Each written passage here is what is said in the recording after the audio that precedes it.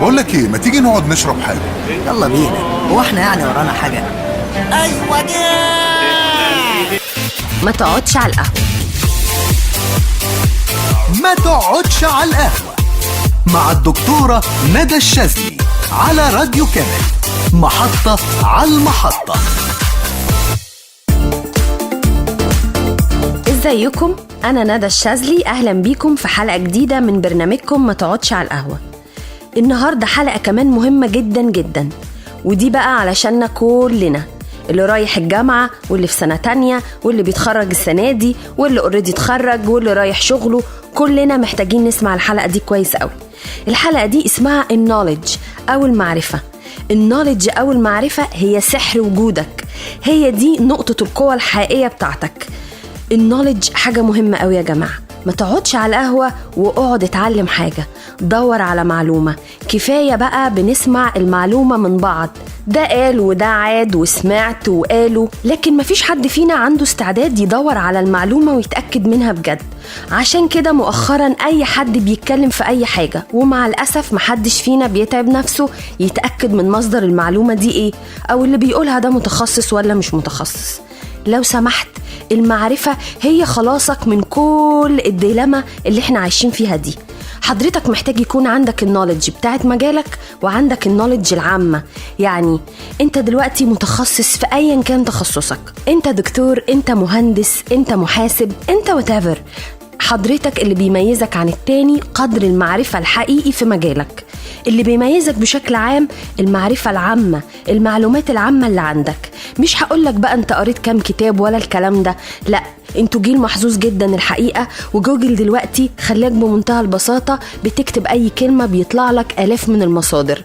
مش قصة يعني لما تسمع اي كلمة غريبة وتدور لها على مصدرين 3 تتأكد من حقيقة المعلومة دي. النوليدج هي قوتك. احنا في البرنامج ده محضر لكم مجموعة من الكورسات والورك شوبس وكل الحاجات اللي انتوا بتسمعوا عنها هنتكلم عنها هنا، وهتبقى فرصة حقيقي بجد ان انتوا يكون عندكم قدر مهم من النوليدج، وتبقى بداية ان انت تبدأ تدور على تفاصيل الكلام اللي احنا هنتكلم فيه.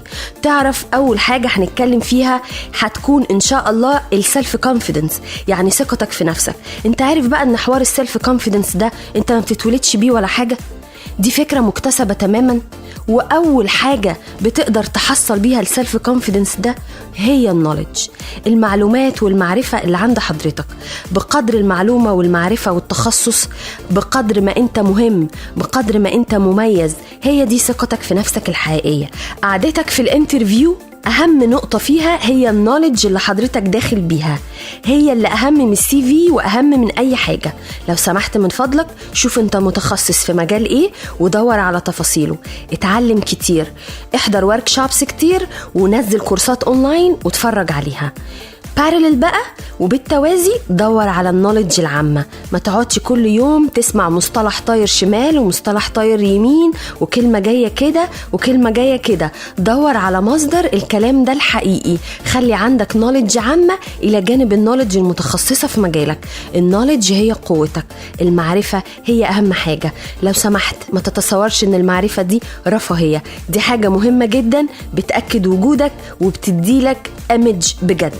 من فضلك النوليدج حاجة مهمة قوي. ما تقعدش على القهوة واقرأ، ما تقعدش على القهوة ودور على مصادر، ما تقعدش على القهوة واحضر كورسات، ما تقعدش على القهوة ونوليدج من فضلك. خلصت حلقتنا النهاردة، كنت معاكم ندى الشاذلي. بكرة هنتقابل في حلقة جديدة من برنامجكم ما تقعدش على القهوة على راديو كامل، محطة على المحطة.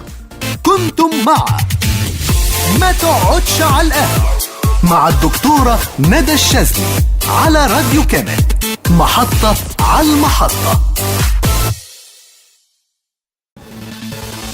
راديو كامل، محطة على المحطة.